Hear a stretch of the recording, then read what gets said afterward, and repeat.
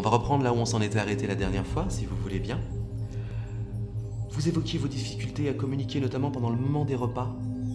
Si vous voulez bien, je voudrais continuer avec vous sur ce point. C'est un endroit de la relation qui pourra, je pense, vraiment nous éclairer sur les problématiques de votre couple et nous faire avancer ensemble vers un nouvel apprentissage du dialogue. Vous amener à mieux vous comprendre l'un l'autre au quotidien. Qui veut commencer? Moi. C'est simple, j'étouffe. Venir ici, c'était mon idée. Parce que dans la relation, j'arrive plus à respirer.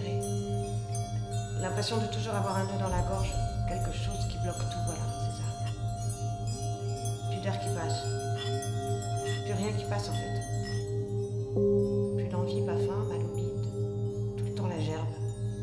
Et voir sa tête tous les jours là, dès le réveil, qui me regarde avec son air déprimé, ça me fout la nausée.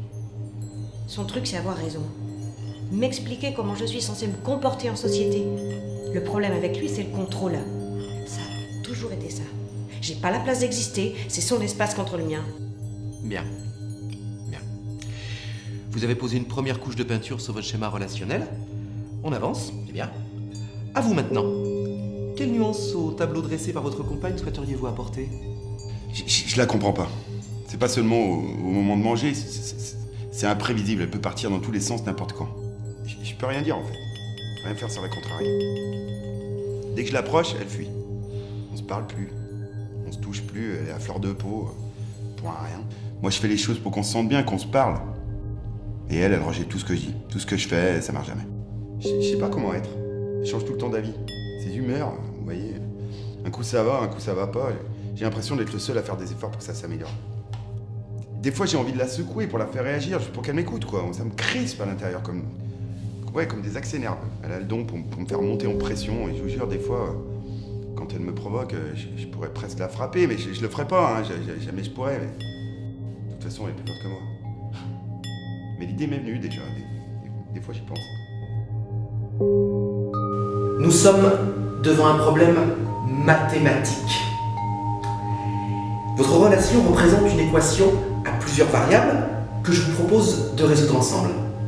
Mais avant de nous pencher sur cette équation, je voudrais d'abord prendre la température de l'ici et maintenant, de ce qui se passe pour vous depuis que vous êtes rentré dans cette pièce. Toujours pareil. Je sais pas ce que je fais ici, ça m'aide à rien. Qu'est-ce que je disais? Déprimé. Il est là le problème. Tu es dépressif et tu es beaucoup trop fier pour l'avouer. Pour parler de faire des efforts, tu es le premier, mais quand c'est moi qui propose tout de suite... Enfin, tu proposes bien ce qui t'arrange. Vous savez quoi? C'est fini. J'en ai marre. T'as raison sur toute la ligne.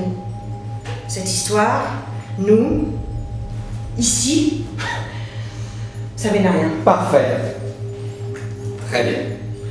C'est exactement là que je voulais en venir avec vous aujourd'hui. Il y a ce point de rupture qui sous-tend perpétuellement votre relation et qui empêche votre affirmation respective.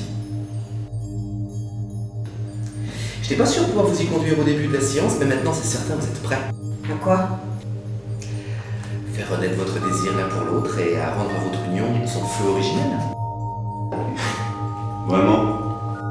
Eh oui. Je me permets d'en douter. Et comment? Ah oui, tiens. Par quel miracle? C'est simple. Le mot tient en 3 syllabes. Faux-do-coup. Faut de quoi? Un faux-do-coup. Un sudoku? Non. Faux-do-coup. Un faux-do-coup. Merci, mais je prends déjà des anxiolytiques. Ah non, c'est le... Ouais, c'est ça, c'est le champignon pour... Non. Ah oui, c'est le truc genre self-défense. Non, vous n'y êtes pas du tout écouté. Il s'agit d'un rite expiatoire. Le faux-do-cul est un terme né, comme vous, d'un mariage impossible entre la Chine et le Japon. Faux, en chinois transcrit, peut vouloir dire Bouddha ou prospérité. Et doku signifie poison en japonais. C'est donc un rite qui consiste à apporter la prospérité par une infection spirituelle. Car, comme l'a si bien formulé Paracelse, célèbre médecin philosophe du XVIe siècle, toutes les choses sont poison et rien n'est sans poison. Seule la dose fait qu'une chose n'est pas poison. Et concrètement, ça veut dire quoi? Concrètement, ça veut dire que nous allons redonner à votre couple les ailes de la joie.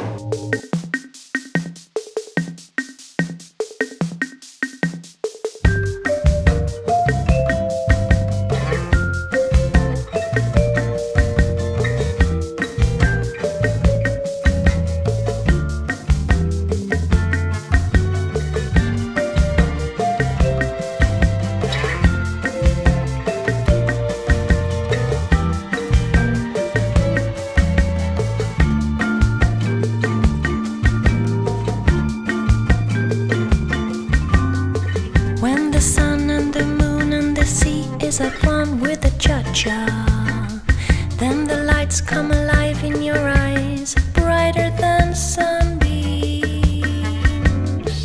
We can dance through the night, anything from the waltz to the samba. The music won't stop, but I've got to drop out of this dangerous dream.